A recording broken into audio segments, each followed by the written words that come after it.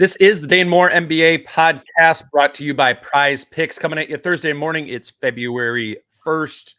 And coming up on today's show, it's myself and Britt Robson from MinPost. We have the Wolves' 34-point win over Dallas on Wednesday night to get to.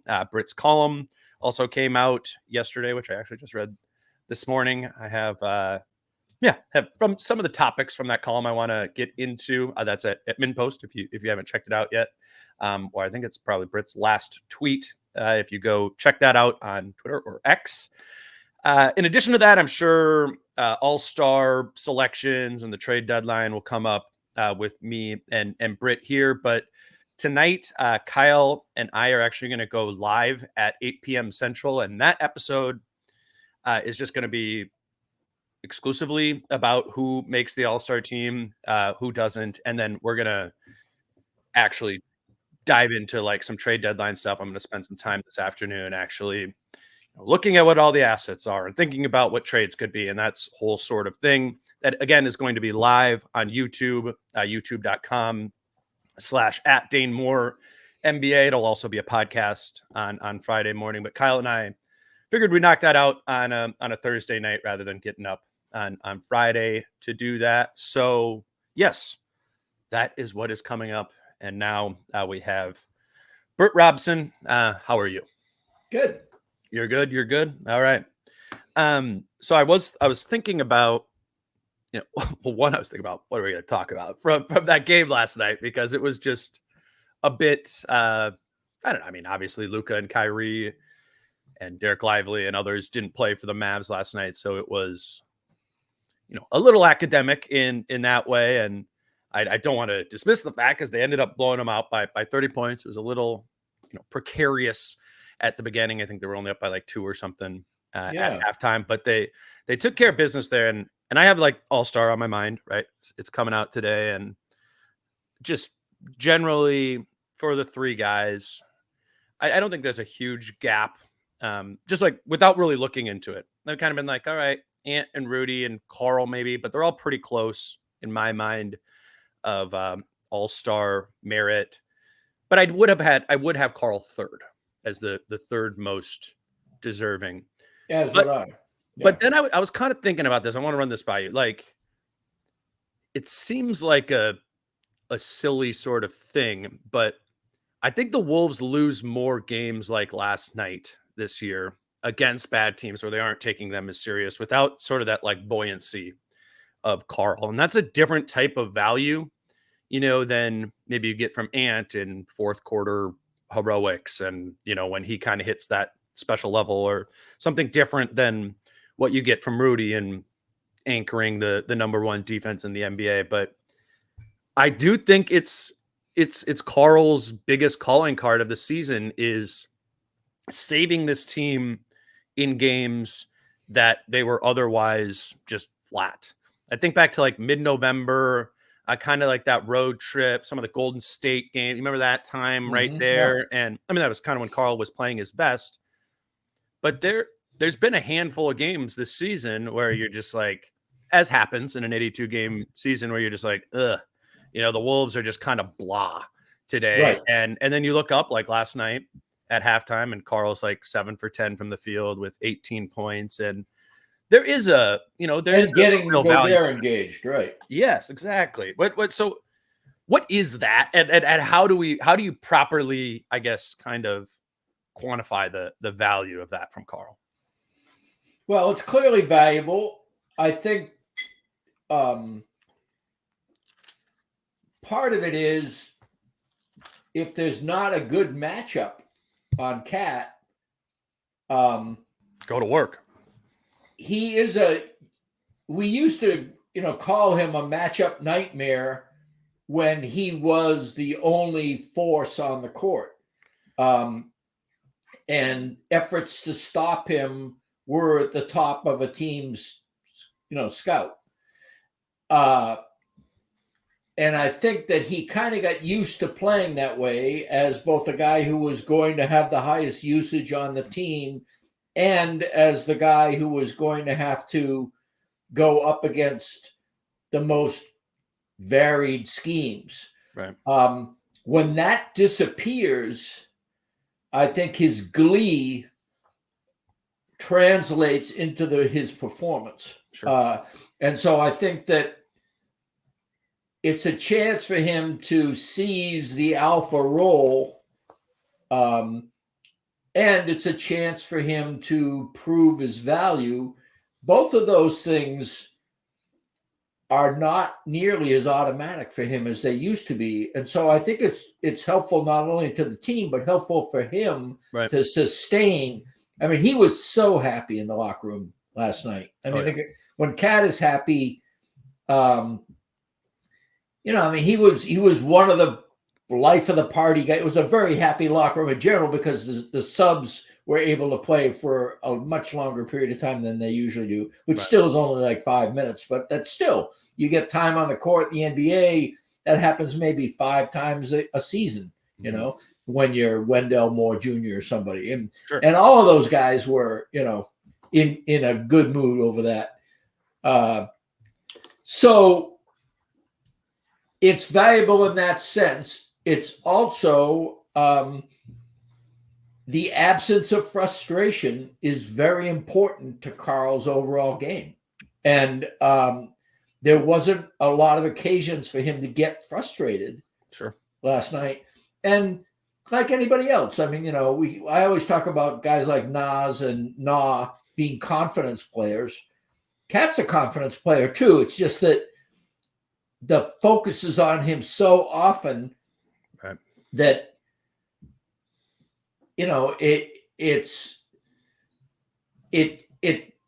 the confidence thing goes away because there are bigger factors at play, because teams are trying to stop him more, and because his ability is greater. So there's a more titanic struggle with confidence being in the mix, but not quite as determinative. I just think that Ant is the opposite, of course. I mean, we saw Ant could have given a shit last night for the first half anyway. I mean, this whole idea that he played better defense and was good on, Hardaway Jr. Not really, I mean, Well, I would be more willing to grant that if I felt like he deserved the benefit of the doubt in these games against, teams who aren't playing guys like that. It's clearly been a trend this season.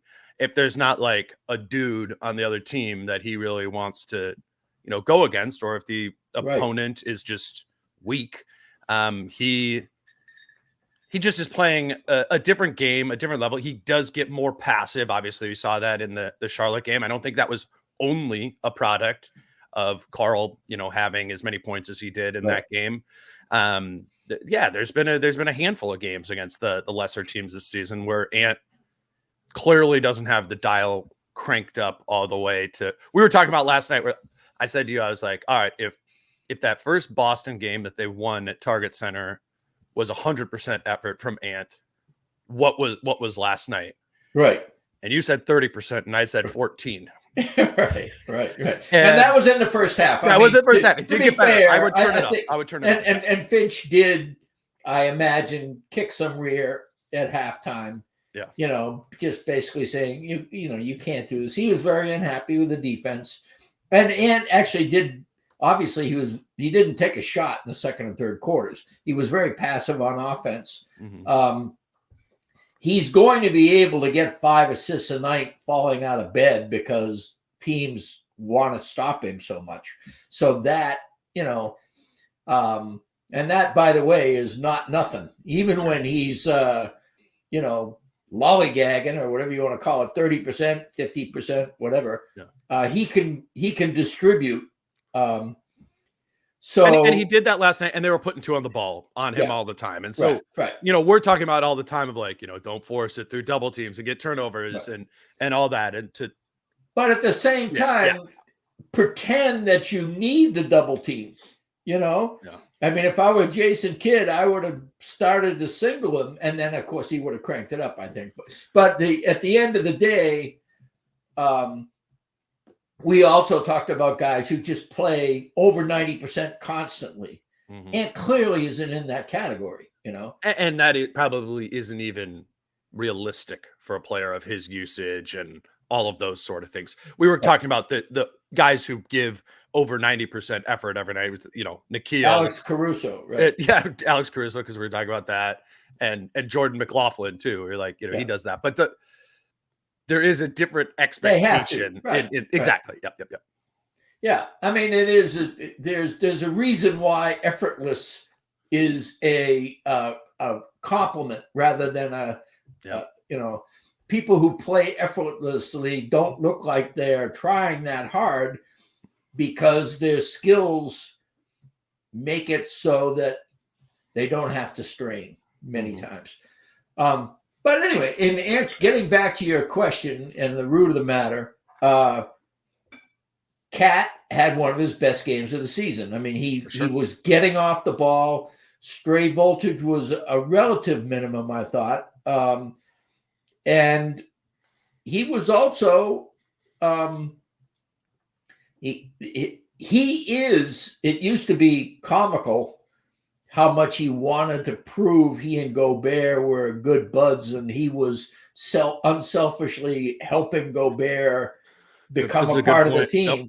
You know, that he used to make some passes that, you know, made you roll your eyes like, oh, Cat's, you know, look at how much I'm able to enable Gobert. Well, a lot of the times, no, because you were forcing it.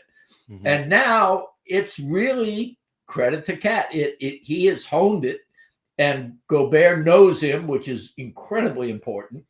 But he also has learned where Gobert likes the ball, and he's one of the few guys that can hit Gobert on the run, and Gobert can finish, and that is enormous. Yeah, the like on the drive, like feet aren't set, just kind of like throw it.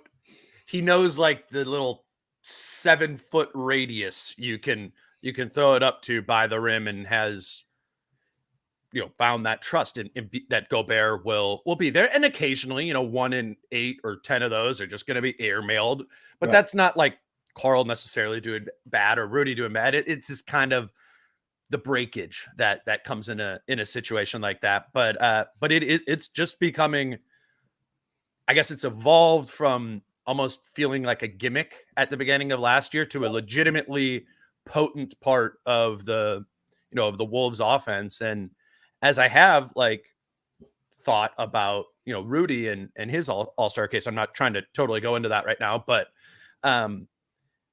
I think if he doesn't make the team, it will be because his offensive side of the ball, what he's done this year for the Wolves, is underrated, has been underrated. And part of what makes Rudy's offensive season special and has driven some, not that special, but like better, certainly better than last year, and, you know, maybe some of the best of his career, is Karl enabling that. And obviously Mike too. And Ant has gotten, you know, better in that area. But I think people probably miss out, you know, maybe from the national standpoint, or even some of the coaches who are, you know, voting on all-stars might not know that. It's kind of one of, like many things with Rudy, you come to appreciate it if you watch it like 5 times in 1 week, you know.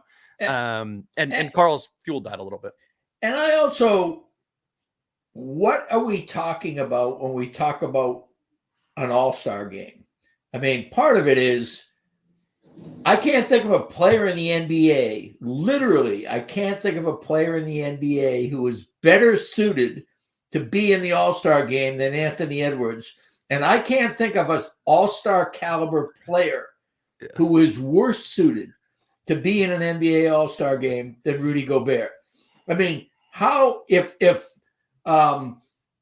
you know, Stephen Curry whips him with a behind-the-back pass while he's going to the rim guarded by 3 people, it's going to hit Rudy Gobert in the face, you know? I mean, and everybody's going to clown about it, and it's going to become a meme. I mean, it's almost better that he probably won't get voted in, because he's a fish out of water when the game is not a grind, when the game is not about defense. It's not about defense. It isn't a grind. It's a showcase for athleticism. And if Gobert is to showcase his athleticism, he's going to be the turd in the punch bowl trying to block people's shots and trying to disrupt all this cool stuff that everybody came to see. So I went on a little Twitter roll the other day, and just it was occasioned by the fact that the 5 writers at NBA.com submitted their Western reserves, and 4 of them picked Sabonis of the Kings, and 1 picked Gobert. Well, I mean, it was a kind of a niggling argument to make. It's not, but I said, interesting, if the Kings are 14th in offense, 18th in defense, and they play better when Sabonis sits than when Sabonis plays. Well, part of that is just, how the vagaries of that work. It wasn't really that big a deal, but it is true that Sabonis is not a hugely impactful player in terms of advanced analytics on and off the court. And even if he would be, the Kings are fairly mediocre in terms of what they have in that respect. Meanwhile, Gobert is the person who defines the best defense in the NBA. And, it just, I get it to some extent. If you're wanting somebody in the All-Star game and your choice is Sabonis or Gobert, probably if you're wanting somebody in the All-Star game and actually want to watch it, then you choose Sabonis. If you want to win a series or win a game, and I know that, the knock on Gobert, but the bottom line we don't even need to do that anymore. Yeah, we don't even need to do that anymore. It's improper. It's not real. It's not real. At the end of the day, Rudy Gobert is far more valuable to a team than Sabonis is. And that's no knock on Sabonis. I really like his game. But I think the triple doubles to some extent have also, the flashy stats,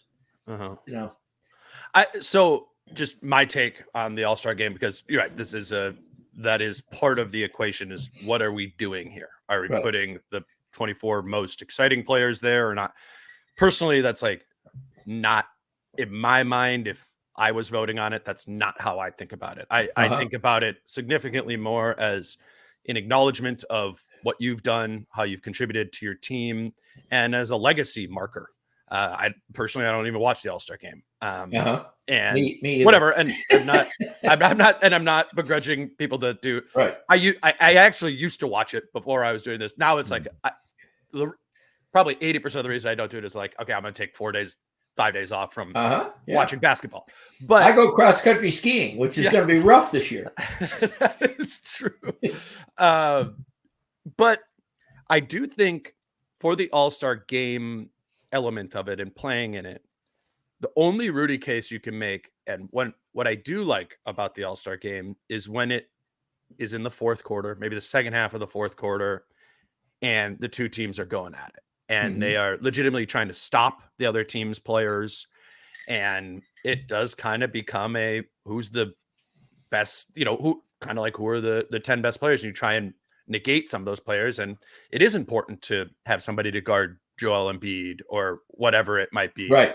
And you could make a case that Rudy belongs on the floor in that isolated situation of the last 6 minutes of the All-Star game where your team is actually trying to win and get stopped. So I think he has at least a small case in, productivity towards the All-Star game as well. Again, I'm looking at it from the standpoint of what have you done for these first 45, 48, whatever it is, games of the season. And I think that for Rudy, having watched all of those games, it's so apparent, right? What his value is to this team and why they are the number one defense with a large margin has so much to do with Rudy Gobert.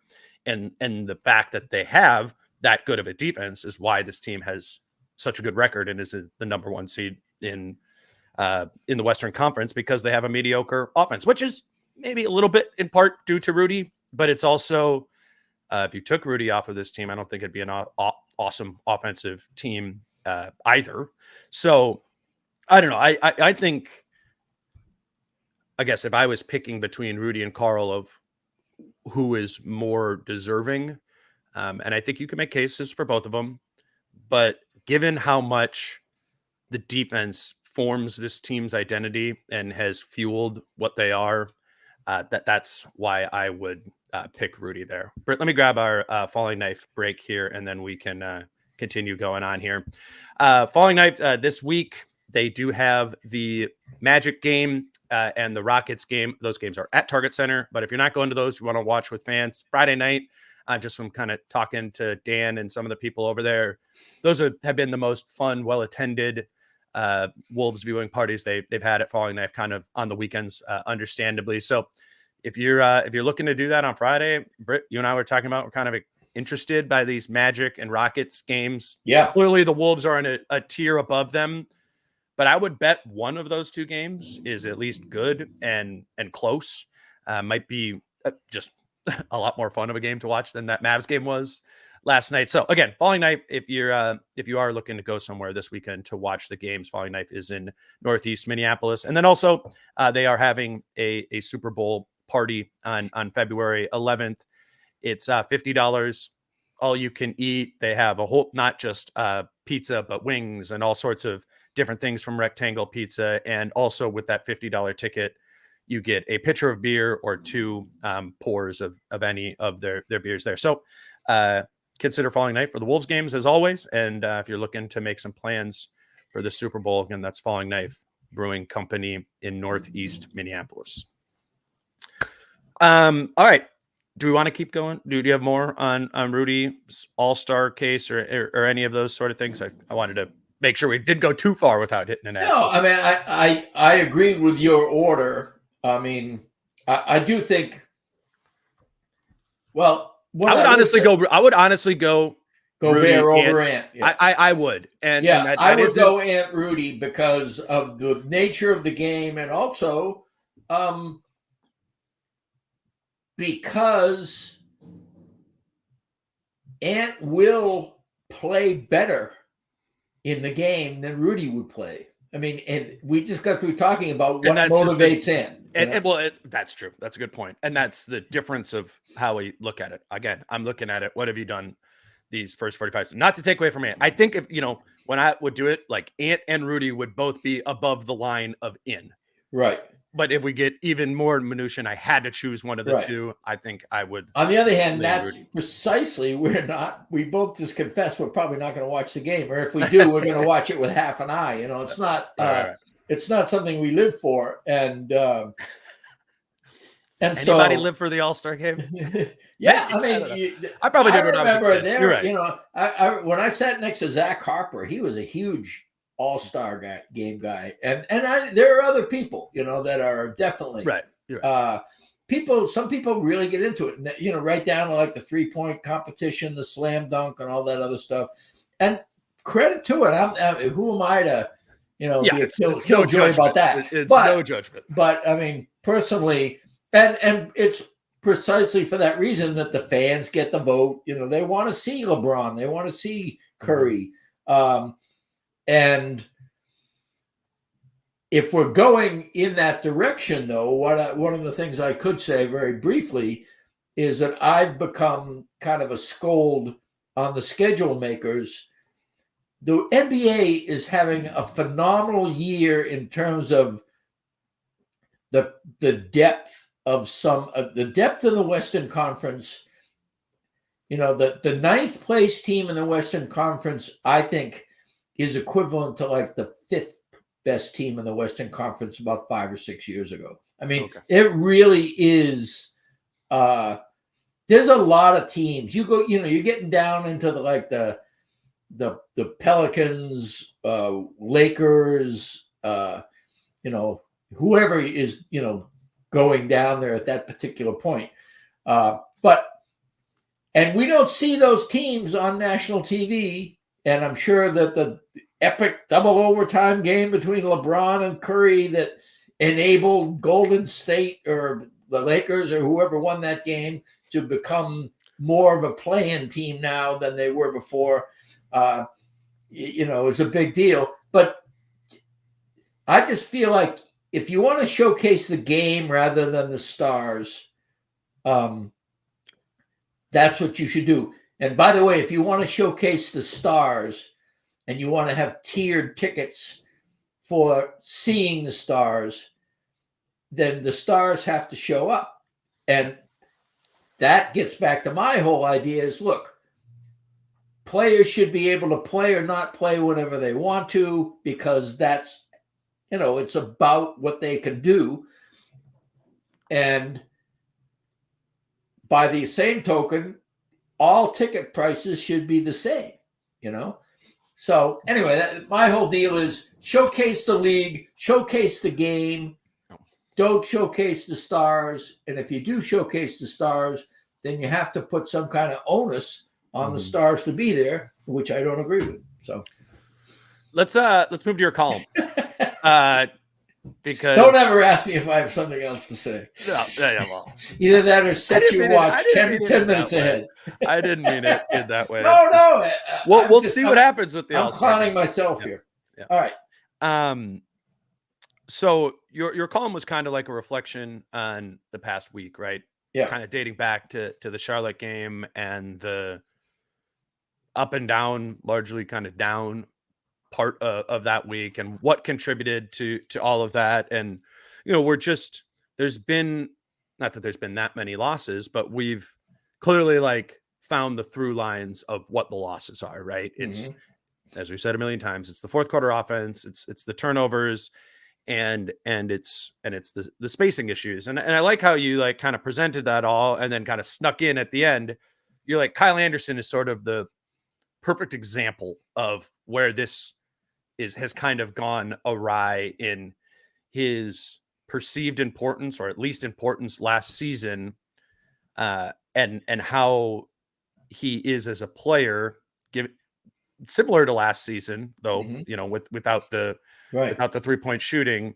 That version of that player now on this team is often, maybe not the late game stuff, because Kyle often doesn't play at the end of games, but he fuels, some of those problems. And, we are both, I think, just in general this year on this podcast, I've been hesitant or reticent to really, dig in to Kyle. We've obviously acknowledged the shooting issues and what's come with that, but you went deeper into it and laid out the positive stuff too. But I thought the most interesting thing you had was his 3 volume is down this year. Okay, we knew that. But in turn, his free throws are up and his assist rate is up. Okay, that's good. You're finding a way in which to compensate offensively, but also his turnovers are up. And he's always, and even last year, he was kind of a turnover prone player. I guess just given that's who Kyle Anderson is sort of proving to be, he's really been the same player all season. He hasn't made many adjustments off of the fact that he isn't shooting threes anymore. How are you thinking about him as he contributes to this team now? And then maybe we can get into how has that evolved your thought process about him as a potential, trade candidate. Right. Well, part of it, the context in which I wrote that was that everybody stupidly was, not everybody, a chunk of social media was calling for Finch's head after the Spurs game. And, it's you guys, everybody's always already gone through the process of Conley was out. You didn't have a lot of options, so on and so forth. But to the extent, I think Finch, my bias is that Finch is the best coach the franchise has had in its history. I think he thinks about the game in a really good way. And I think that his player relations, he's never had a bad locker room since he's been here at all. I mean, the D'Lo Rudy thing was maybe the worst thing, and that wasn't really that injurious. It was more on the court. But the point being, if I'm going to blame Finch for anything about the way the team is played in the fourth quarters and in general when its offense stalls, I think he's had a tendency to kind of it as kind of an ostrich move, and kind of it is, I think, is just to ongoing faith in SloMo. Finch said last season and in the offseason, he said it enough now that it's some of his go-to stuff, is that Kyle was the most important player on the Wolves last year and that he saved our season. He said that about the 22-23 season. And a lot of that has merit. I think it's a little bit overstated, but a lot of it has merit. Kyle was fantastic last year. And Finch was ready to use him in all kinds of situations even before he was fantastic. The fact that he lived up to all of that really made him break glass in case of emergency, go-to guy. Whenever the team got in trouble, Kyle could get the team out of trouble a lot when it came to offensive execution. For sure. But he doesn't have his shot this year, especially from three-point territory. And it really has had a kind of a trickle-down effect on some of the things he does very, very well. The fact that he was able to take and make so many open threes last year, he didn't shoot them unless he was open, and he made over 40% of them. But he shot them when they were open. Shot them when they were open and was a threat to score when he got the ball there. That quickly went away, I would say, within the first month of the season, once teams began to realize he just wasn't able to connect on those. And consequently, he had to begin to improvise. He had the open three. I mean, I describe it in the column essentially how many, and people who watch the Wolves all the time will know this already. The Wolves will be making great ball movement and things are whipping around, and like the fourth pass of the possession finds Kyle wide open in the corner. Anybody else just screaming, shoot the ball. Well, we know enough about SloMo now to know it's an iffy proposition if he shoots. And even if he does shoot, the indecision makes him the slowest three-point shooter since Gorgie Jang, and it might get blocked anyway. But the point being, he knows, and so he begins to dribble in. That extends the possession as it gets closer to the shot clock. He's working to get fouled or frantically finding somebody who is open. And in that crucible, what happens is trips to the free throw line, assists, and turnovers get clustered together. Yeah. And that happens more and more frequently. Well, it is, first of all, his free throw percentage is not fantastic. So you cost the offense a little on that. The assists, okay, but it's still not a three-pointer. He's not kicking it out for three, So it's a drag on the offense. And when you look at the net ratings, he's played about 48% of the team's minutes. So it's a pretty good sample size, pro and con. Both are over 1,000 minutes now. And his defense is fantastic. I mean, I give him all the credit. I like him.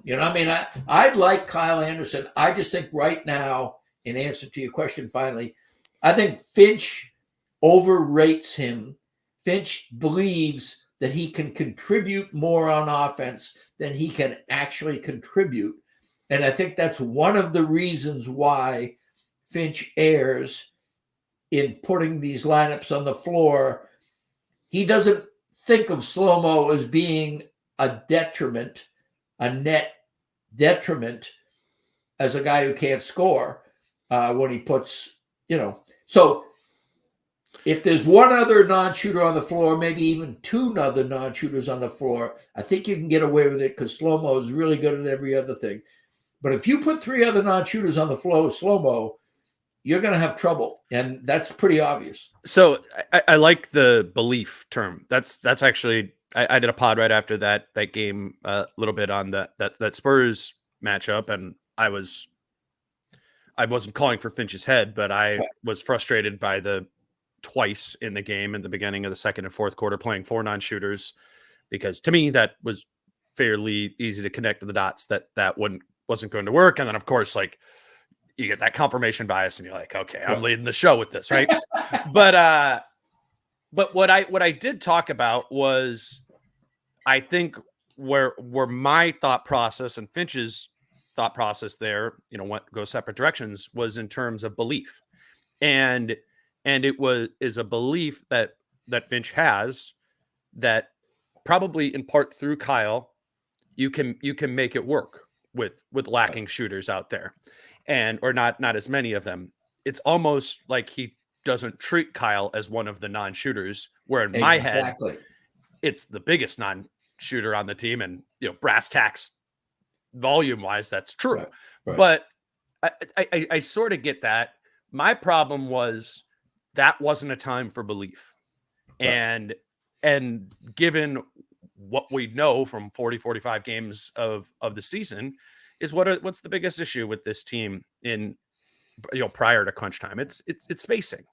And it has been all year. And to believe that you could sort of make it work twice, two separate times, with as little spacing as you'll ever see in an NBA floor, or shooters, as little shooting as you'll see in any game in the NBA. I was like, I disagree with having that belief. And Jace pushed back on it a little bit yesterday of like, okay, there's no Conley, you're playing the Spurs. It's like some of these things. And I will add that, they were up double digits at the time both of those lineups hit the floor. Sure. It wasn't like a 4-point game where, if you shit the bed for an 8-point, that, that you I mean, by the time he did bring back Cat and Ant, the game was still very much in the balance. Right. But which isn't to say it's all about momentum, and the Spurs are a young, excitable team that smelled victory, and they really did play extremely well once they got the momentum. And you could have stepped on the neck of that momentum better by having a lineup that didn't work in the second quarter not go out for the fourth quarter. I mean, I get all the reasons. I'm just giving you. No. I hear it. I said this yesterday. I was like, I probably came off a little hot on that. And it's a product of, the season and having noticed also, the impact of that. I also just think that even without Mike Conley, you have 5 rotation players. Even without Troy Brown Jr., if you're not going to put him in there, you have 5 players in Kat, Naz, Nikhil, Jaden, and Ant, who are not non-shooters. And if you have 5 players, even just 5, you can get away with never playing more than 2 non-shooters.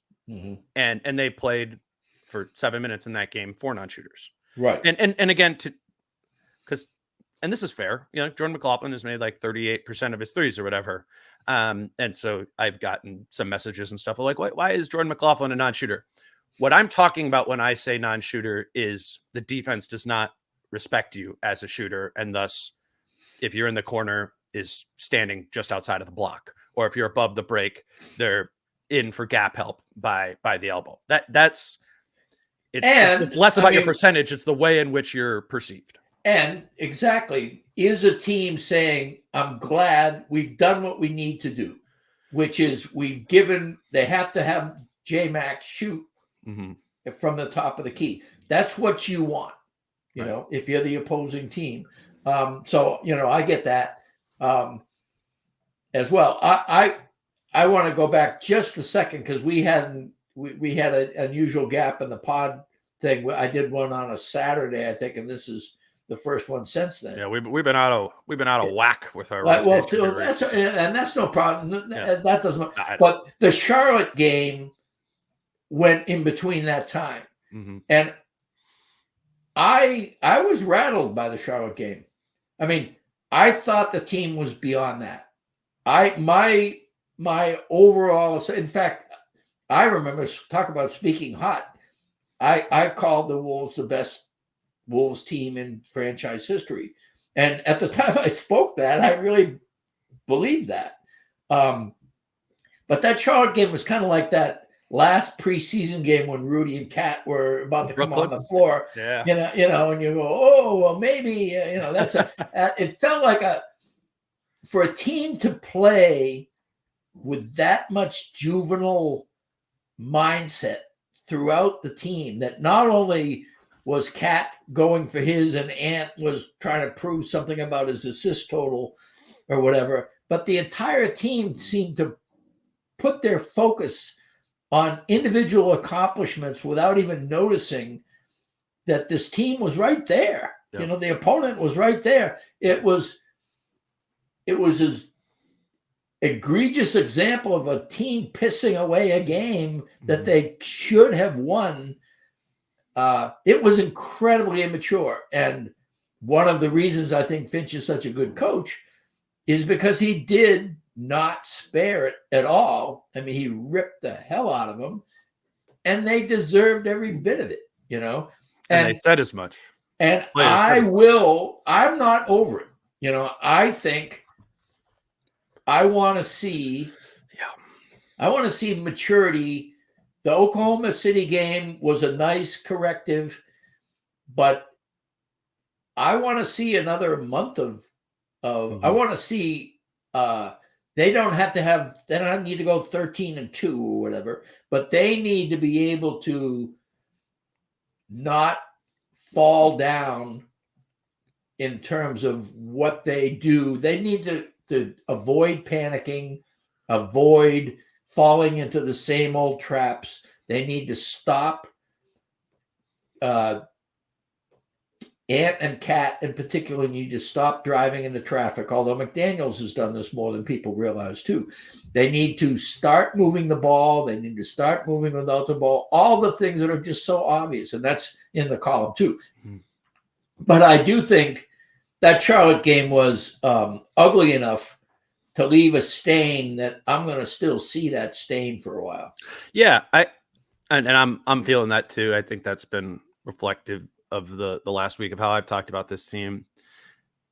I wonder though, in for me, first good team I've covered in 7 years. I don't know, second good team you've covered in 34 years. Like we were talking about really, really good, like top of the league, right? Exactly. And I wonder if we have some naivety to the idea that sometimes great teams do that during the regular season. And I think Charlotte was so egregious that I don't want to give it a pass in that way. But I find myself thinking about this from time to time. And even last night where I'm like, what the hell is this in the first half? Right. The effort's just like clearly not there, whatever. And watching a lot of the rest of the NBA and catching good teams like Boston or whatever do that at times too, it gives me some pause in like fully sticking it to the Wolves for some of that. You know what I'm saying? And I'm mostly playing devil's advocate to we're both being on the same side. We're both on the same side here. Right. And there's, as Finch always says, you need to play to your standards, whatever.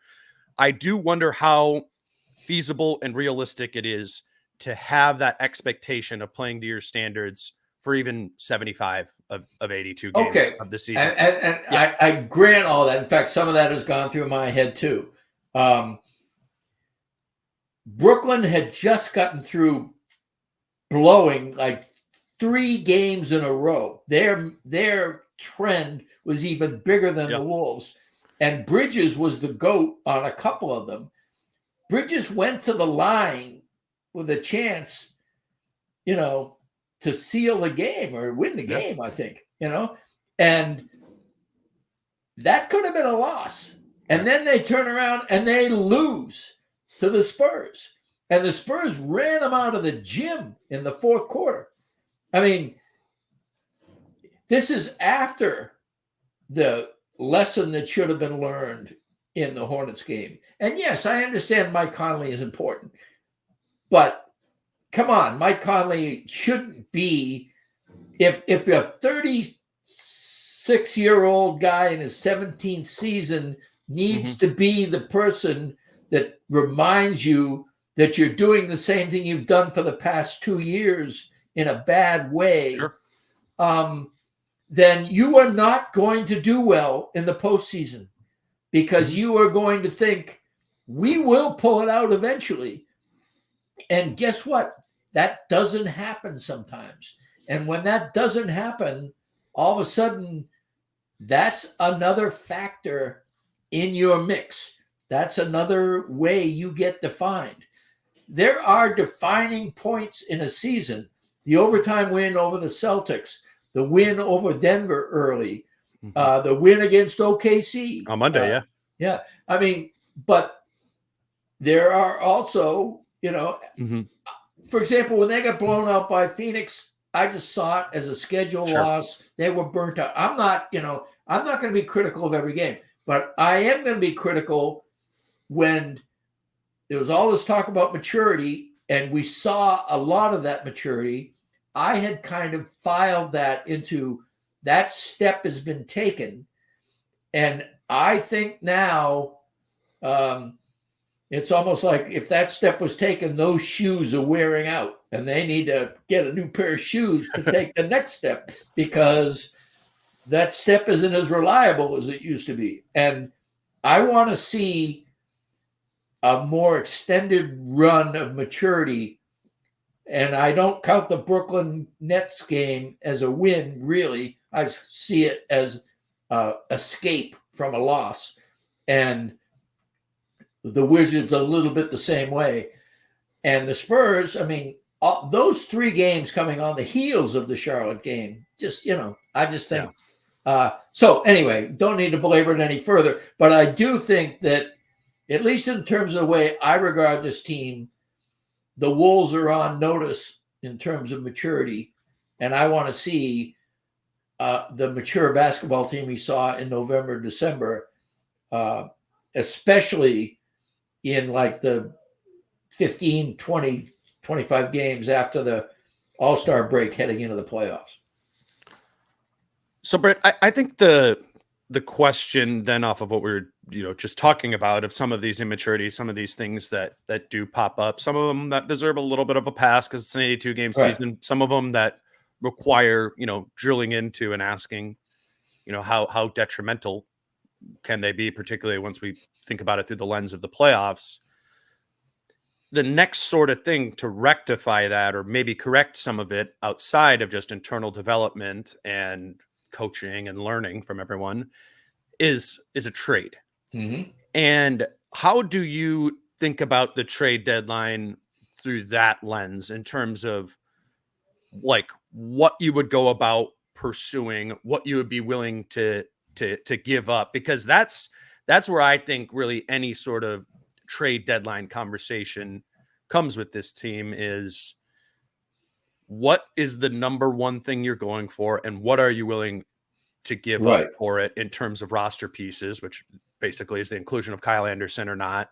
And then assets wise, which you're limited in like 4 seconds and a couple swaps. Exactly. What like, how do you use those assets that you do have to best address these things that maybe need to be addressed so as to make a playoff run? Well, fortunately, I think enough listeners have heard me, so I don't have to get into all the caveats I almost universally say when I talk about any kind of trades. Nobody knows what they're talking about. Everybody now knows what I'm talking about when I say nobody knows what they're talking about. I hate to dignify rumors, but if there is a deal out there for Bogdanovich involving Kyle Anderson. Hold on. We need to look at who is reporting the interest of this stuff. Okay. That is a random person. Is it possible? Bogdanovich. Does it make sense in terms of salary? I mean, there's ways to do it. Like you could put Anderson, Milton, and Brown all in there together. Do you think that in 4 seconds gets you Bogdanovich? Do you commit to salary long-term to Bogdanovich beyond that? One of the things that made listen to Shams. Hold on. Okay. Just listen to Shams and Woj or local beat reporters. Those are the people who all this stuff is, as we are people who are sometimes given this stuff, is stuff that is being fed to the main national people or the main beat people. The other ones are chaos. And they get a million different. There's such an incentive so as to be able to, get your name out there, get the followers, get the report and all that. Okay. And that was just not, the Bogdanovich one was not from a source in which, and I don't mean to rip on the kid or anything. It's just, This is the problem with what's happening right now, is now a ton of people are thinking about Bogdanovich as a somewhat realistic. You're the one who tells me all the time it's silly season, I know. it's trade deadline and all that. So I just wanted to say that. Yeah.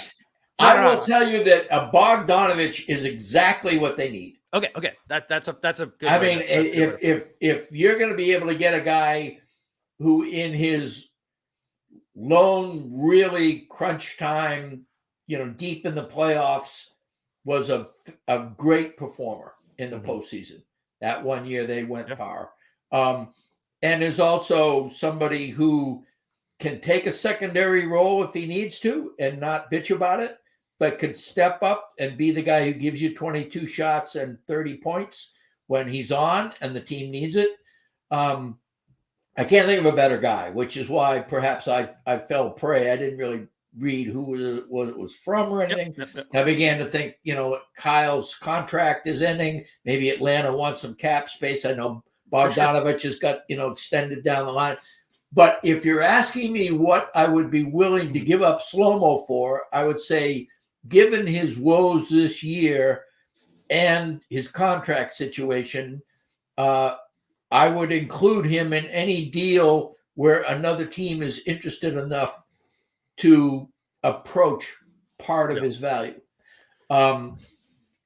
And I would also include, the poo-poo platter of the 8 through 10 guys, Troy Brown Jr.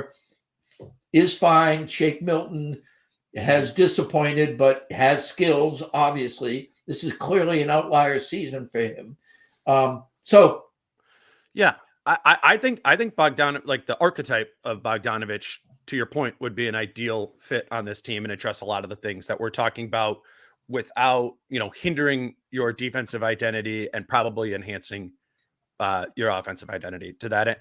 And Bogdanovich very well may happen. I haven't heard that. I haven't heard that is a thing. I haven't been told it isn't a thing.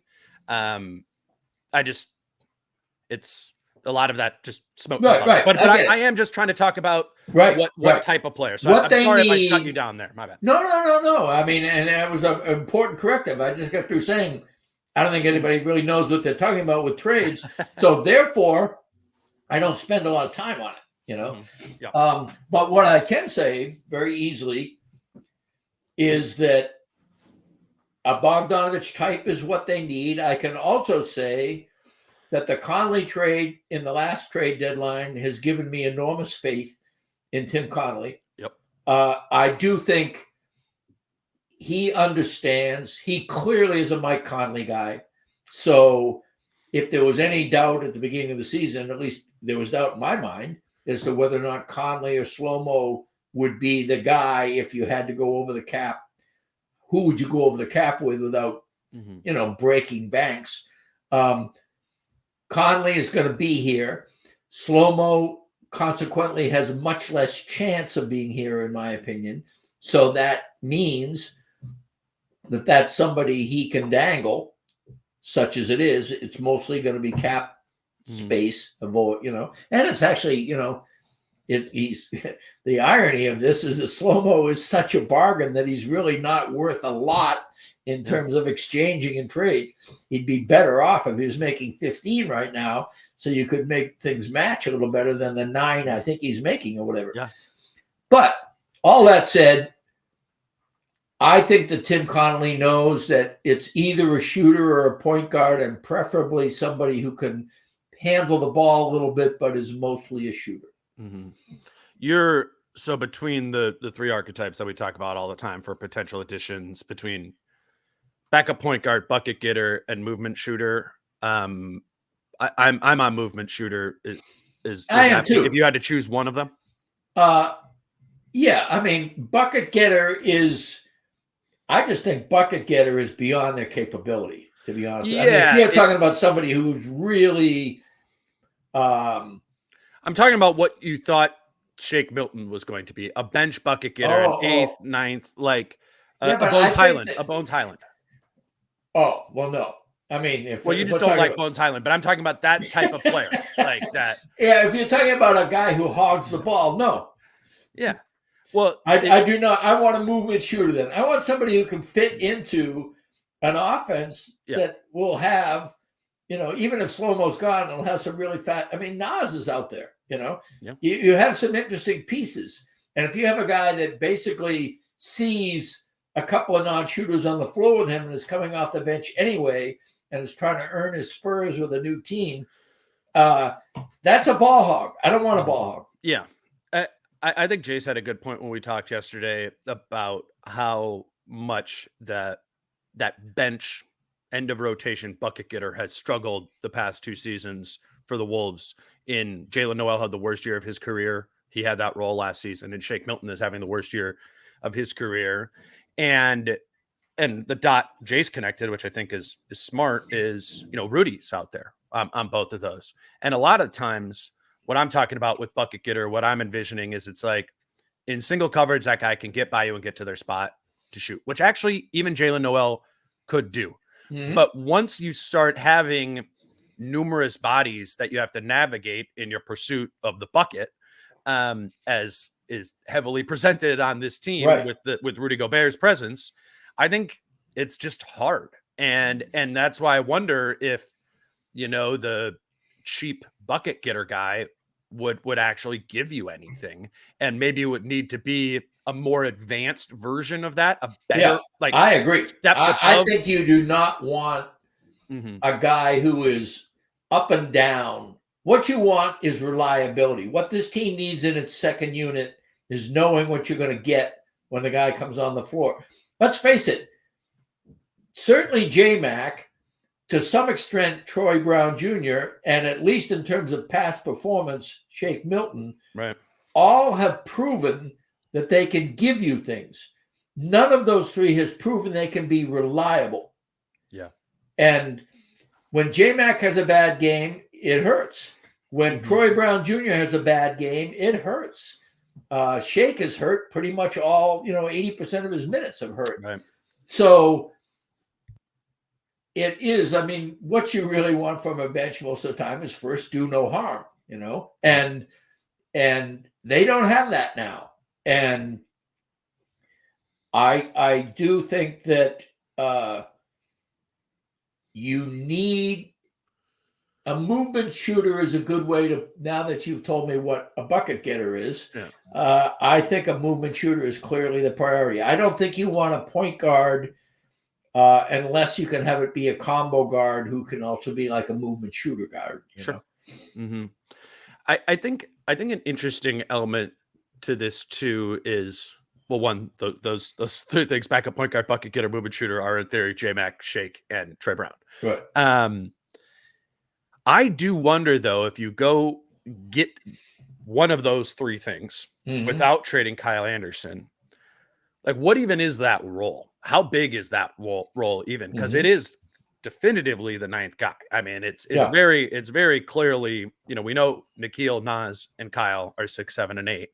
And so that 9th guy is just going to face some restrictions. Now, maybe you can make the case if you get a guy who's, playing well there, maybe they even usurp Kyle a little bit and Kyle becomes the 9th guy or whatever. But I think to really feel the impact of adding this, whatever type of player it is you choose to play or to get, you need to have a role available in which they can spread their wings.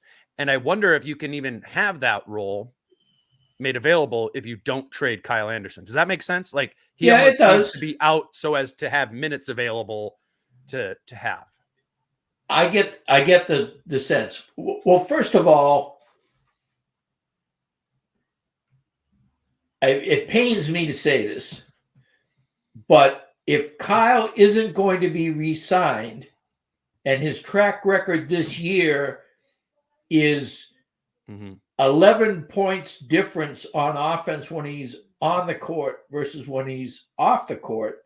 Yeah, it's huge. Then you've got to seriously think about the accommodations you have to make for him to play. Right. And so I don't think that he is necessarily a role space taker before all else. It may be that you're saying, we'll bring in this guy, and that will make Kyle's role be a little bit different because this guy is taking some of it. Yeah. And it isn't that Kyle's a ninth man, because his decision making remains really important. And in fact, if he has a more complementary teammate on the court with him, he may become even better, because his decisions will be easier to make.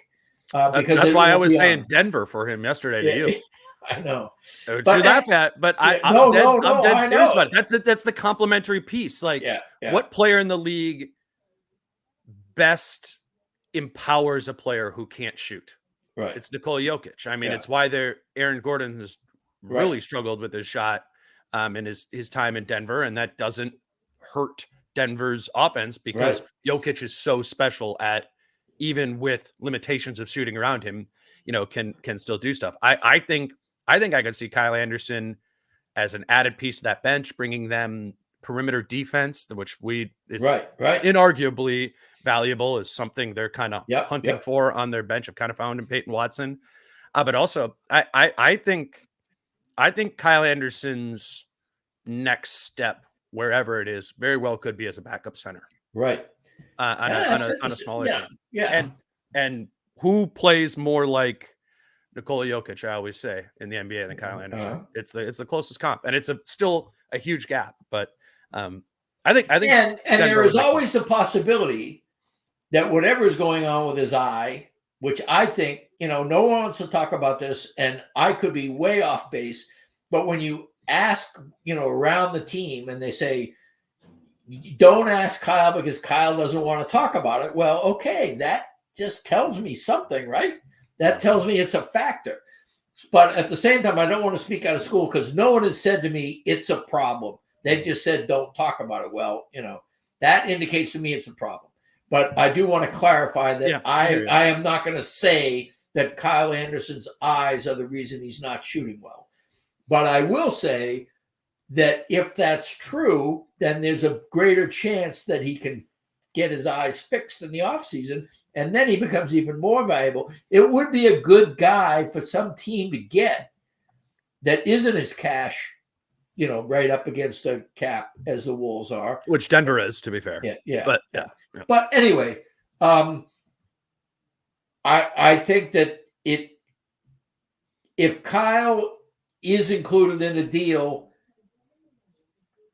after what I just said, I do think that it is totally understandable. Now, whether or not Chris Finch will have that happen, I mean, you hear Finch when any mention at all, any kind of negativity regarding Kyle is raised. No. I mean, you talk about somebody trying to slam the door, man. He just will not hear it. Well, that's why people remember, months back when, we were talking about the first time we started thinking about the trade deadline.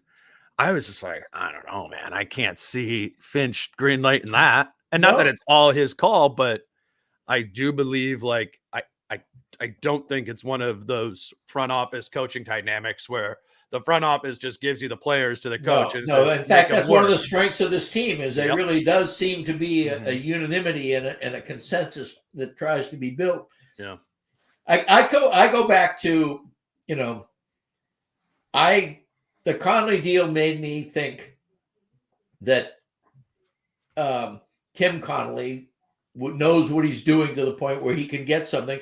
And to your point about a guy, if we're going to get a guy, he's going to be kind of a bit piece anyway. I offer you up Nickeil Alexander-Walker, who was a throw-in on that deal. And if we have a really brilliant general manager and we have a coach who knows how to develop people, especially guys he kind of likes anyway, then if you get that combination happening, if lightning strikes twice and you begin to get some guy that everybody says, oh yeah, he was people thought he was good coming out of the draft, and he's kind of languished and been with a couple of teams, and he's kind of out of the rotation now. And if somebody says, well, Finch had him, and liked him or whatever, then that's what you signed me up for. It's such an important skill set to have as a GM in this cap situation that a team is. Like, I remember I mean, we were like half jokingly, like we were going deep on the roster at the beginning of the season and talking about guys like Luka Garza and Dacian Nix and stuff like that. Right. But I said, in all seriousness, I think it's really important that they hit on one of those guys, just like a kind of out of nowhere. Right. You developed them on a two-way, and they ended up being a rotation player at some time in the league. Like they need that. I think Oklahoma City did a great job with that with Isaiah Joe last year. Off the scrap heap, found a way to empower him and develop him into a critical piece to what their team is. That remains a critical thing for this, Wolves front office to do. If we remove our mind from just this season, going on, because the cap situation is going to be the cap situation. In perpetuity. So the trade deadlines are the opportunity to grab flyers, and whether it is just salary, what might appear to be salary filler, like we thought it was with Nikhil a year ago, or otherwise, I think they need to be looking for something like that. I think they see a value and importance in that. So I'm curious to see.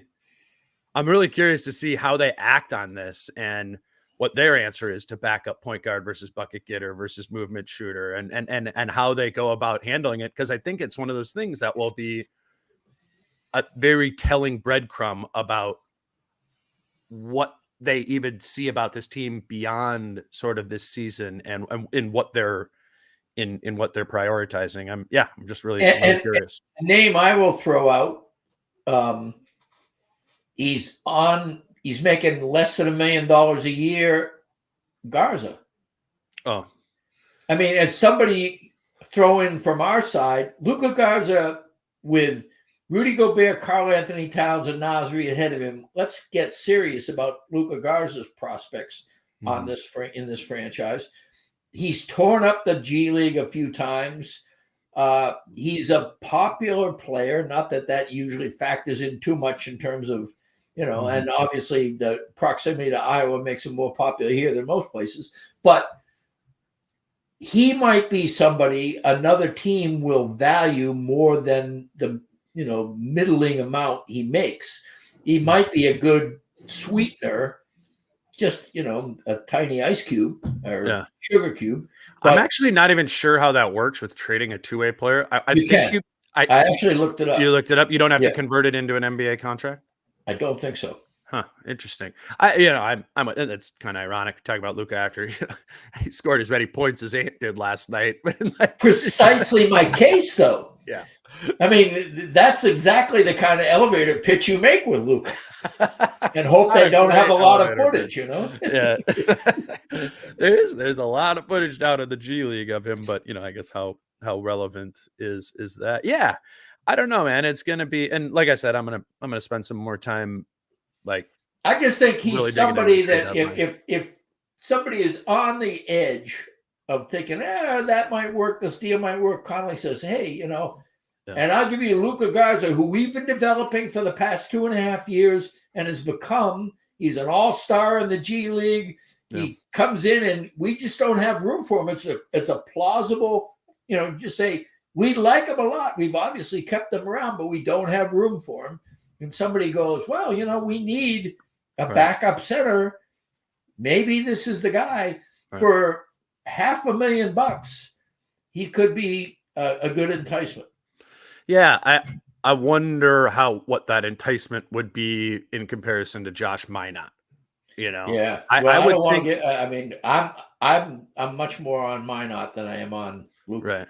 Well, and there's just Minot is under contract for 2 more years, like non-guaranteed at the lowest amount you can basically possibly pay. There's some intrigue there, and there's another level of, Leonard Miller, which I would be really just given how much from what they've just told us, how much they love Leonard Miller, that would surprise me some. But I'm also kind of in my head of given how limited the assets are that they do have, I just wonder, okay, if this does work with Leonard Miller, how many years away are we from that actually being a player that would play in your rotation?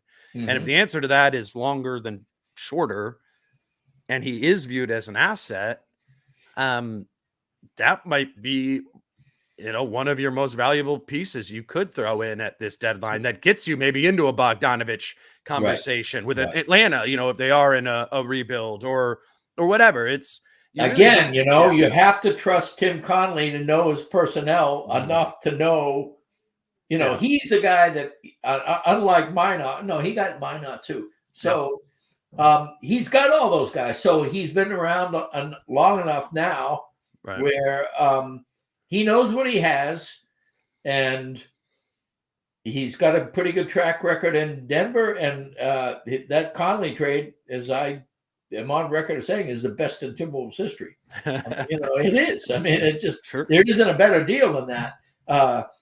The addition by subtraction and then the addition by addition at the same time was just phenomenal. And they still have a pretty nice second rounder. We were just talking about the other night. Mm-hmm. Yeah. The Memphis pick, like 35 or something. That's really when you're talking about assets, like that's probably, or like maybe Leonard Miller. That's what they traded up to get Leonard Miller in the first place. Yep, exactly. Right around that 35. Mm-hmm. It'll be, and like I said, I haven't really like done the whole like fill up a sheet of paper with all of my different ideas and machination. I'm going to do that this afternoon and maybe have some more fully formed thoughts on the deadline when Kyle and I talk about it this evening. But just in general, I'm curious to see what they do or don't do given the needs that they have, but the limited assets that they don't have. Next up for the Wolves is Orlando on Friday. We do have two dangerous team.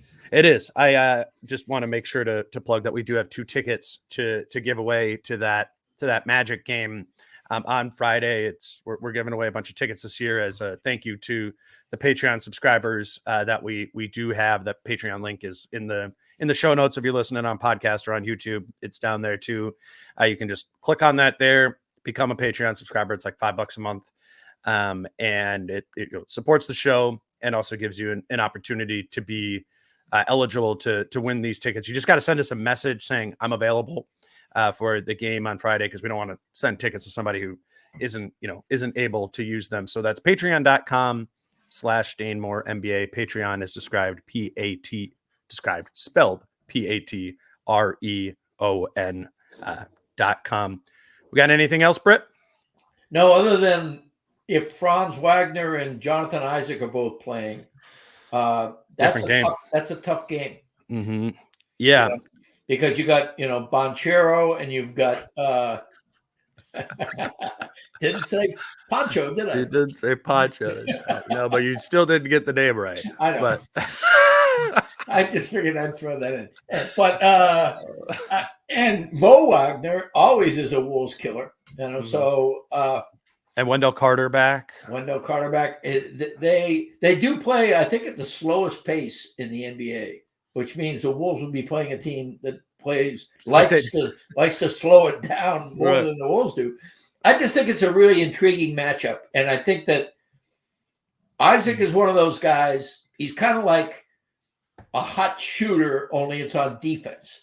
I mean, he has defensive games where he just wipes out people. He basically makes somebody have half of the points of their scoring average when he's on them. And then in other games, he's off a little bit. He's still, I think, he's always been a little bit of a chucklehead, but he really is an incredible athlete, and he's huge. I mean, he's one of those guys that is much, when you look at him, you go, wow, that guy is really big, and he's really athletic.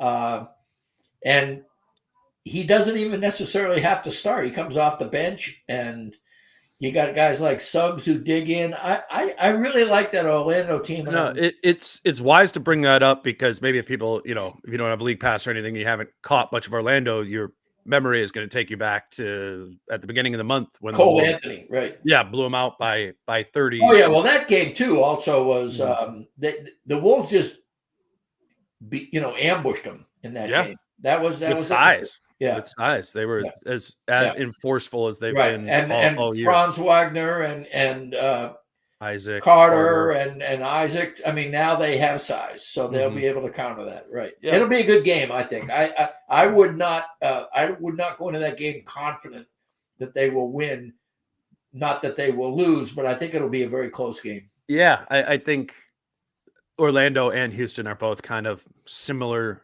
tiers teams, yeah. of teams that, yeah, if you don't kind of come out and play your game, like they could get you even at home. So that's what's coming up this weekend. Magic and Rockets. Again, next up with the pod will be Kyle and I tonight live at 8 p.m. on YouTube. If you want to listen live, we'll take a bunch of questions and stuff at the end we figured that might be good with trade deadline sort of stuff to answer maybe some specific things. So again, that's this evening. Otherwise it'll be out in podcast and on YouTube the next day on Friday to be able to watch there too. So appreciate you everyone listening to all these pods, and Britt, appreciate you making this happen and talking about your column, which I think was really, we didn't even dig into a lot of the numbers that you laid out in there.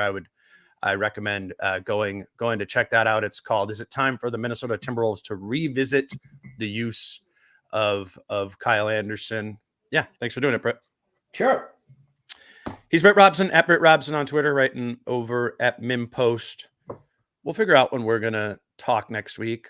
Maybe right probably, before the deadline. I think we may be back on Thursday. We'll see. Yeah, that is the trade dead. I'm going to Chicago and Milwaukee next week for those games, and I'm driving, so that's going to be a little. And I bet you a lot of people will travel with you. So if you can do that, we'll figure it out. I'm just. We'll definitely.